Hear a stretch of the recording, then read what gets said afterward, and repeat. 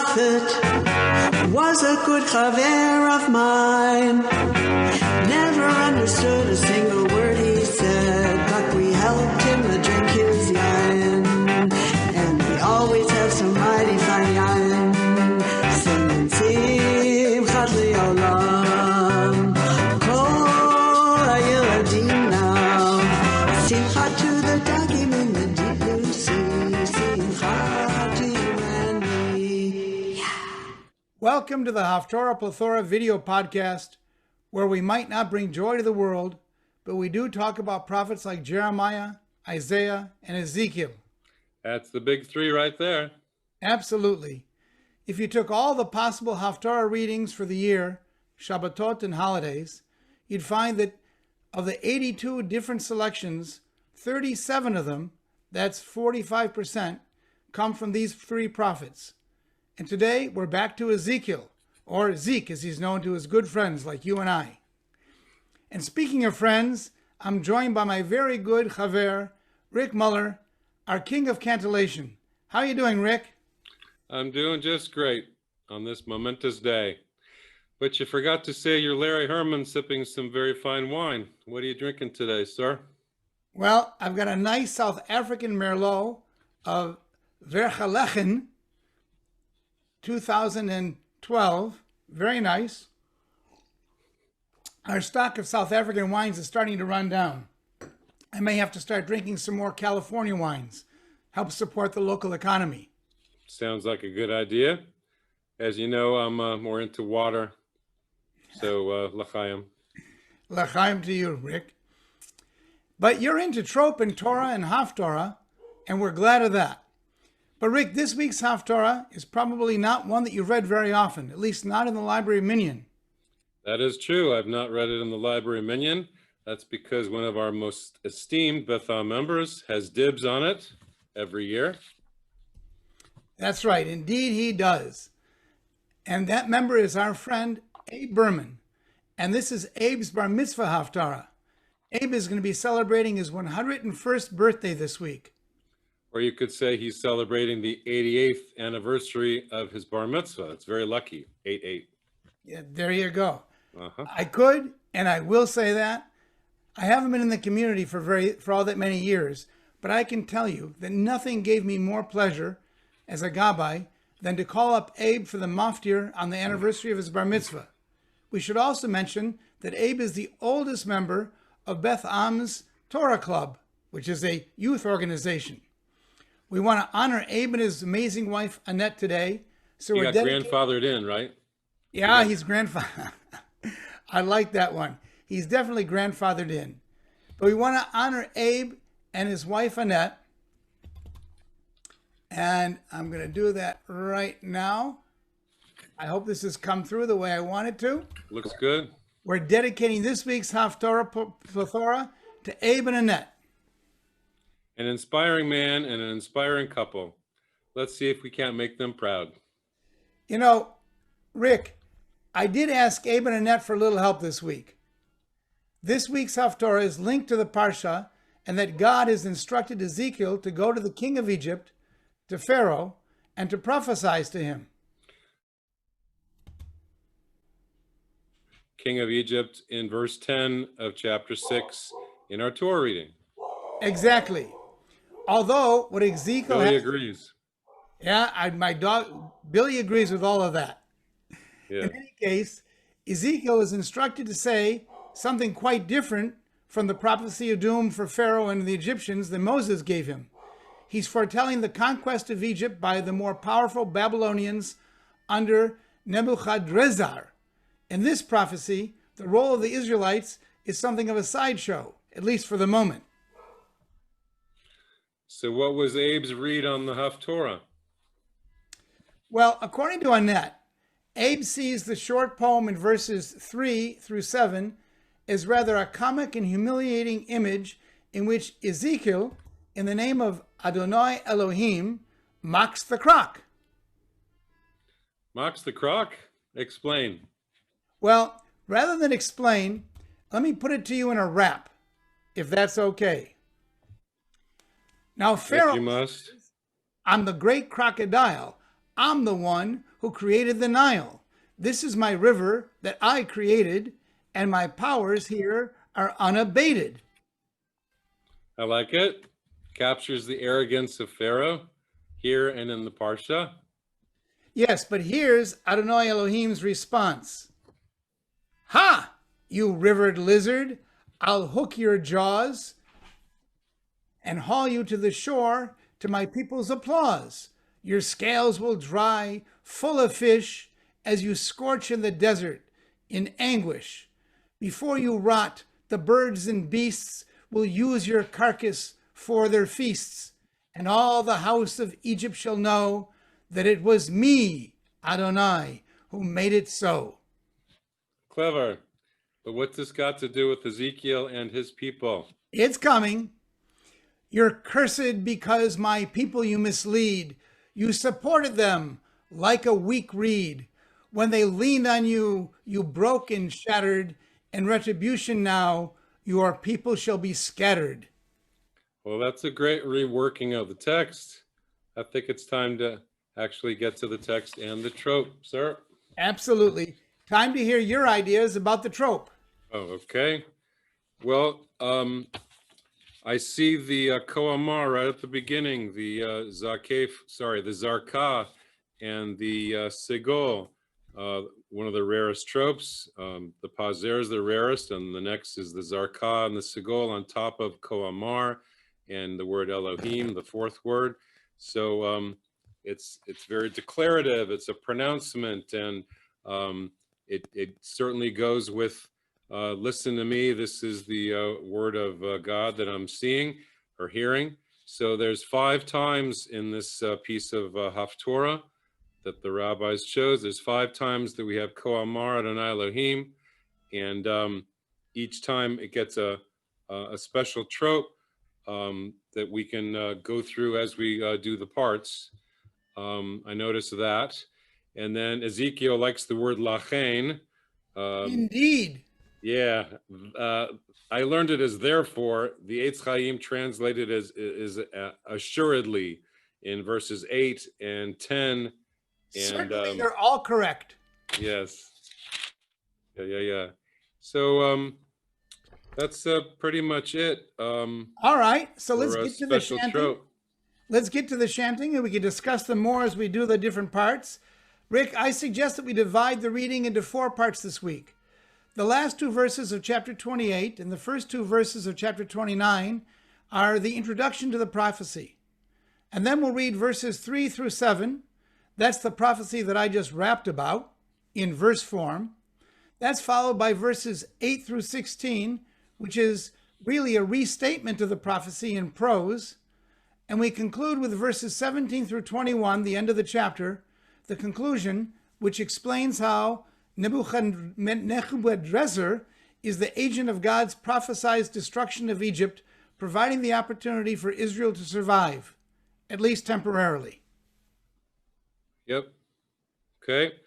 And before I start, I want everybody to know that I know that Annette is a teacher of students, teacher of Haftarah, and I imagine other things. And one time years ago, we had a discussion about the etnachta. She likes a shorter version of it, etnachta. I've always done etnachta, but in deference to Annette, I'm going to do it her way today to honor her and Abe. Yep. Well, let's announce the pages, say the bracha, and get started. Right. So in Eitz Chaim, the commentary, which is always good to read, is on 369. And then the Haftarah itself is on 370. Baruch atah Adonai Eloheinu melech haolam, asher kitshanu b'mitzvotav, v'tzivanu la'asok b'divrei Torah. Amen. Ko amar Adonai Elohim, bekabtzi et Beit Yisrael, min ha'amim, asher nafot suvam, v'nigdashtivam le'enei hagoyim, v'yashvu al admatam, asher natati leavdil Yaakov, v'yashvu aleha, lavetach, uvanu vatim, v'nat'u chramim, v'yashvu lavetach, v'asoti shvatim, bechol hashatim otam, misvivotam, v'yadu ki ani Adonai Elohehem, bashana hasirit, basiri, vishnei masar lachodesh, hayad var Adonai elai lemor, ben Adam, sim panecha al paro melech Mitzrayim, v'hinaveh alav ve'al Mitzrayim kulach. Rick, a couple of things strike me here, and when you're reading it, in your reading, one is you've got that zarkef gadol on the word asiri, which just means 10th. It's actually part of 10th. It's part of 12th, right? Because it's asiri Shnei masar, yeah. So, well, it's the 10th month, right? It's the yeah. And it just strikes why such a special trope? Yeah, I don't know. And then Ben Adam, son of man, or mortal. Right. That's a very common phrase, but I don't know. The Ben Adam to reach people. I don't know why Ba'asiri has the same trope. Right, but that "oh mortal" is very impressive. Yeah. Well, should we get to the poetry? Right. And so the next part, the Koamar, is a munach lagarme, and then a regular munach, and then revia.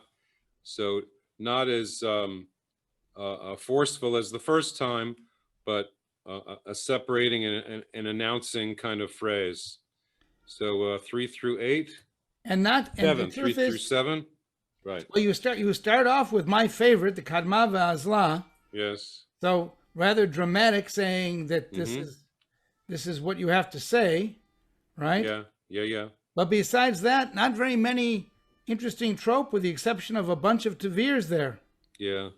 There's a fun word kids have always enjoyed when I've taught it. The scales, the fish scales, the kas kisotecha. You get that twice. It's kind of a tongue twister, but if you can get it, it's a fun word. Yeah, well, those scales are really important, as the Pharaoh is depicted here as a crocodile. Yeah. Why don't you go for it, Rick? Okay. Daber ve'amarta, ko amar Adonai Elohim, hineni alecha Paro melech Mitzrayim, hatanim hagadol, harovetz betoch yorav, asher amar li yeori vani asitini, venatati chachim bilchayecha, vidbakti digat yorecha, Bekas kesotecha, valiticha mitoch yorecha, ve'et kol degat yorecha, bekas kesotecha tidbak, untashticha hamidbara, otcha, ve'et kol degat yorecha, Al pnei hasadeh tipol, lo teasef v'lo tikavetz, lechayat haaretz, ulo hashamayim netaticha leochla, v'yadu kol yoshvei Mitzrayim, ki ani Adonai Ya'an heyotam mishenet kaneh levet Yisrael betafsam becha vakaf terotz uvakata lahem kol katev uvhisha'anam alecha tishaver v'hamata lahem kol motnaim. Very good. Very nice. So in the next section here, we're actually just going to repeat a lot of the story that of the prophecy that Ezekiel was told to say to the Egyptians or to the Egyptian Pharaoh in verse. Yeah. And here the Koamar is a more common Mapach Pashta in verse 8. Koamar is the Mapach Pashta. So it's the first one was to really grab their attention, and the second one on a second level, and this is on a third level, engaging the people more. And we start off with one of your lachens. Ezekiel's lachens, yeah. Well, Ezekiel's right, Yeah. lachens. Yeah. And you know, we have here, God is referred to as Adonai Elohim, again in verse 8, and I think it's a total of 6 times in this Haftarah, and only twice is he referred to simply as the Tetragrammaton, as Yud-Heh Vav-Heh, or as we pronounce it, Adonai. And I'm wondering, do you know, is this something that's peculiar to Ezekiel? I know you in the Torah you find it, but it's not all that common, is it? Yeah, I always used to say to the kids, it's just a common form in the prophets, Adonai Elohim, and you know the second one isn't Adonai because the vowels there are the vowels for E, O, E. The dot under the vav especially tells you should pronounce it as Elohim instead of Adonai a second time. Well, again, Billy, my dog, approves and she likes it. Uh-huh. All right. Well, why don't we get going with the third part, starting here with verse 8. Okay, and have fun with Billy there, if you like. So 8.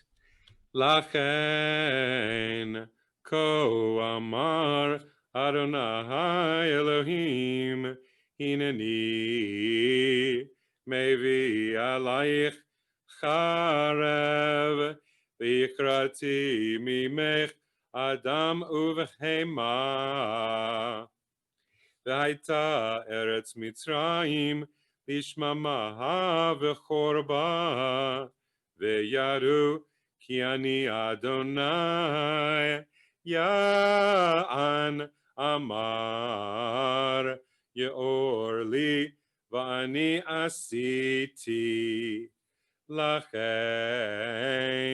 Hineni Elecha Ve'el Ye'orecha V'natati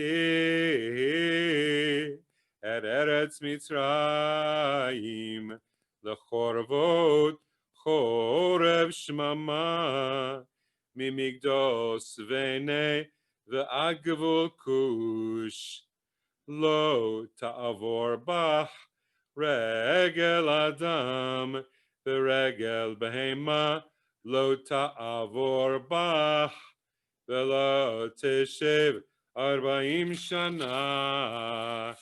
Page 372 now. Venatati Et Eretz Mitzrayim Shmama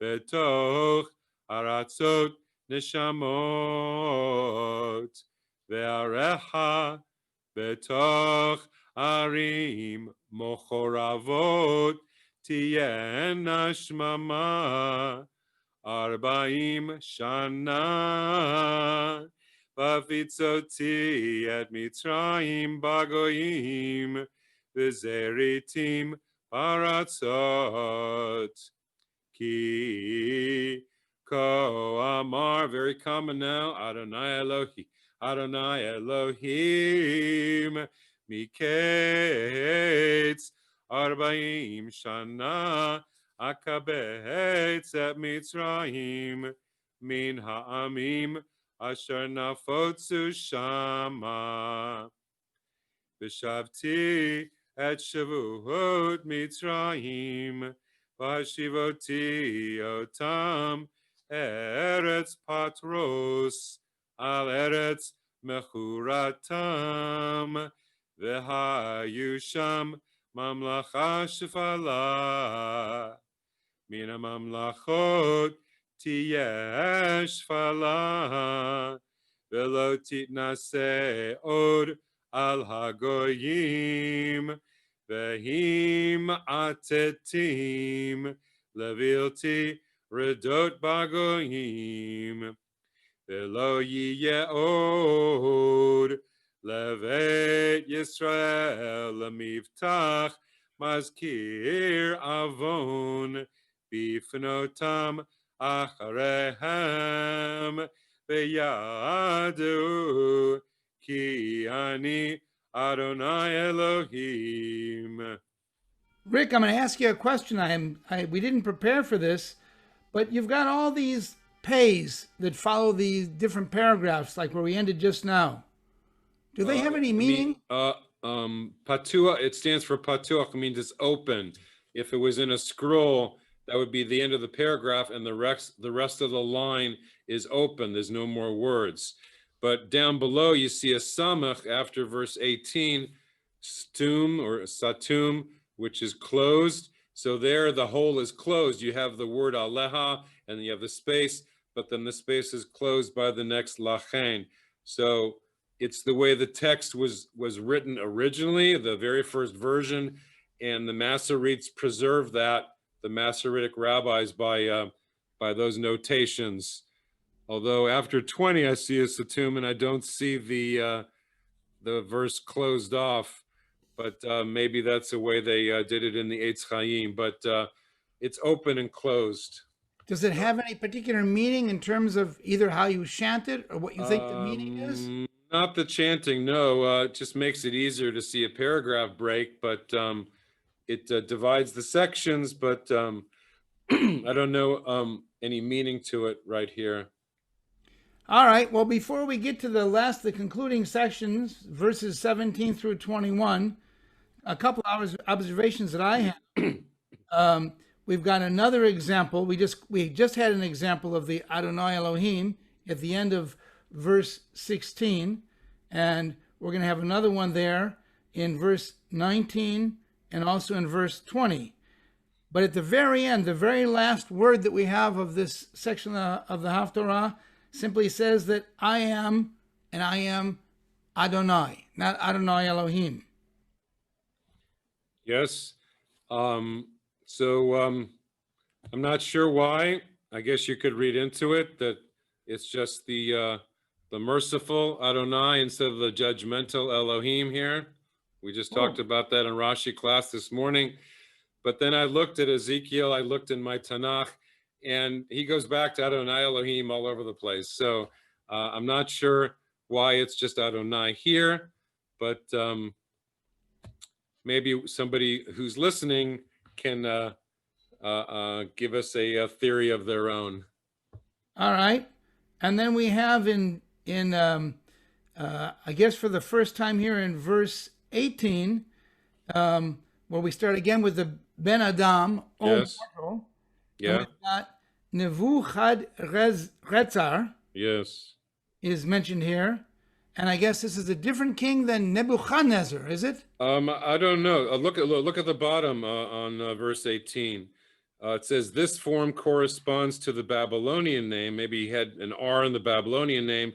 The better known biblical variant is Nebuchadnezzar with an N.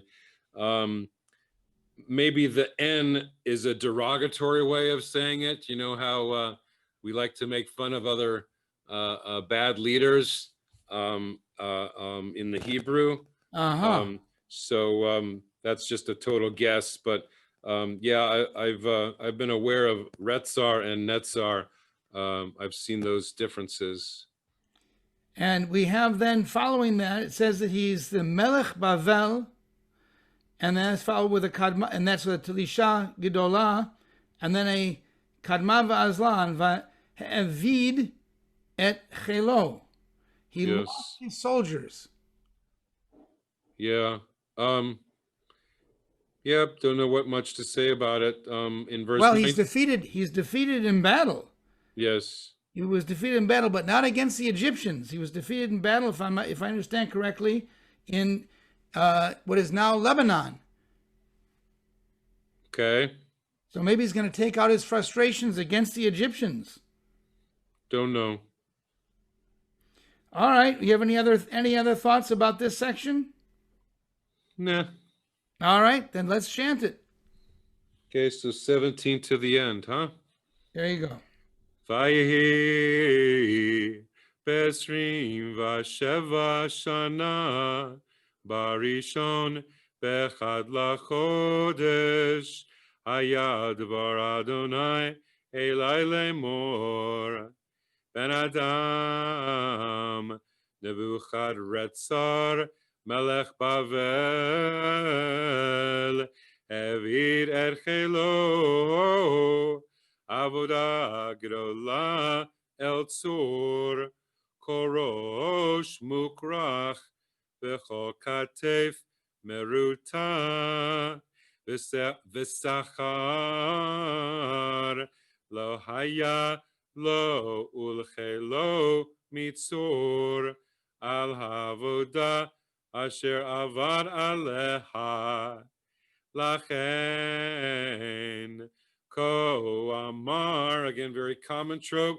Adonai Elohim, Hineni Noten, Linvuchadretzar, Melech Bavel, Et Eretz Mitzrayim, Benasa Hamonach, Vishalal Shalalach, Uvazaz Bizach, Vaita Sachar, Lechelo Pulato Asher Avad Bach Natati Lo Et Eretz Mitzrayim Asher Asuli Neum Adonai Elohim Bayomahu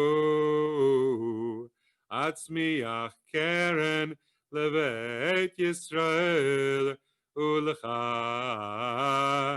eten pitchon pe betocham veyaru ki ani Adonai.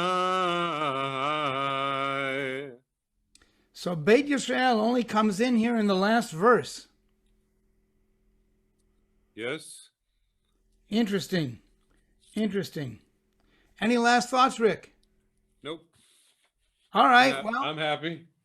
Okay. Well, we want to wish Abe a very happy 101st birthday. We miss him. We miss hearing his chanting of the Haftarah. And we hope, God willing, we'll all be back together in shul a year from Ad Me'ah V'Esrim is a phrase you say, right? To 120, yes? Absolutely. And we just look forward to to a good year, and to seeing all of us, including Abe, back in shul together.